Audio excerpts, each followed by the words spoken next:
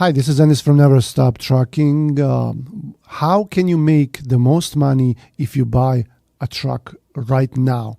And the answer to that is you're going to have to drive it yourself. If you're thinking of getting a company driver in your truck and maybe you're just starting, you just bought a truck or you want to buy a truck, no matter if it's a semi-truck or a box truck, in order to make money with that truck, you're going to have to drive it yourself.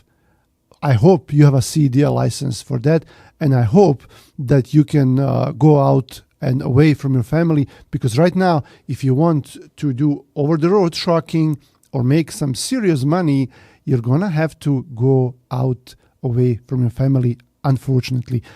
Every day, I see people asking me, or even some of our owner-operators that are currently here, we would talk about being home often, maybe doing something locally, or maybe like being home every other night. So I tell everyone, okay, if you want to be home every night, you're going to have to do something local. In order to do that, it's going to be hard to have your own truck and make money and be able to do that unless you're in some kind of specialized equipment, like a dump truck, something do with farms, crops, something with asphalt, pavements, concrete, construction, something like that. If you're going to do regular 53-foot dry van or a reefer or a flatbed and you want to make money and stay local, that's not going to happen right now. You can do semi-regional, you can go out, do loads that are like 300-400 miles, but then you're still going to have to go out and stay away from home for at least every other night.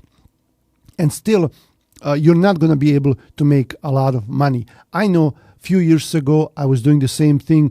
I had a few drivers that were able to do 2 or 3 loads a day, and that was great. Like, that was the best way to make money back then.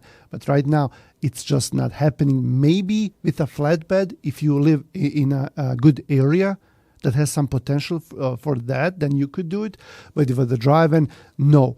And then especially if you want to put a company driver in that truck is going to eat all your profits, and the driver pay, you're going to pay the driver everything that you make in that truck, and you're not going to be able to pay yourself a dime. Nothing. Maybe you're going to be even in negative. You're going to have to invest your money, and then when problems arise, there is stress when you have a repair that costs like $2,000, $5,000 or $10,000. Then you're going to regret the day when you started that. And I've seen it. I see it the whole time. I see it almost. I'm not going to say every day, but every month. And I keep telling people, like, if they wanna lease on their truck to Usora Express here, and when they tell me that they have a company driver, I'm just saying, you gotta think about it. If you have a CDL, you should drive the truck. If you really want to have a truck, if you really want to get into a trucking business, you should drive the truck, and then you'll have some profit. Everything that you pay your driver, you're gonna pay yourself, right? Now you may think, well, I want to be an owner-operator. I want to make more money, because like that's not enough. If I'm a owner-operator and I pay myself salary, same as if I was to pay a company driver, that means that a company driver can make that money someplace else. And then why would I have to deal with having my own truck and having the stress and responsibility and liability? I can just go drive for someone else for that same money. Well, yes, but being an owner-operator is not just about money, right? It's also about money, because you have way more potential. You can choose different equipment. You can choose different lanes. You have flexibility. You can go out for a long time, and no one's going to tell you, like, if you drive for a company, they're not going to tell you, hey, we don't have any loads and that account is closed and we're trying to find something, we can bring you home. No, if you're an owner-operator, you can go out way more and drive way more because you have the opportunity, okay? But some owner-operators choose not to do that. They want to be home every weekend. They want to be home at least once, like twice every week. But then for them, it's not just about the money.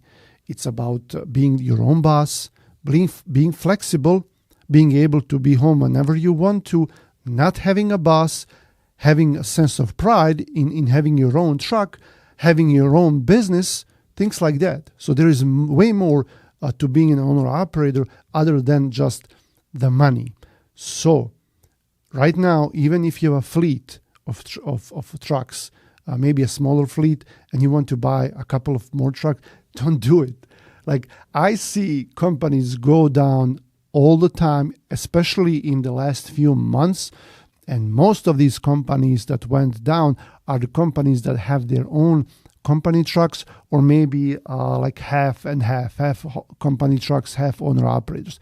Why? Because it's hard to maintain those trucks. You have to pay for them, for the insurance, pay the drivers, find good drivers. If you lose a driver, especially if it's a good driver, man, you can just go and sell that truck, because it's going to be very hard to find someone reliable and that's willing to pay for the money that you can afford to pay. Because right now, it's hard to afford a pay of 60 to 70 cents per mile for a company driver for a company. And it's going to be hard to find a driver that wants to work for less money. If you have older trucks, it's going to be hard to find a driver to find to even, like, if that truck is like over 5 years old, it's going to be hard to find a driver. If your truck does not have a fridge, microwave, inverter, all of those little things, it's going to be hard to find a driver. If your truck is manual transmission, it's going to be hard to find a driver.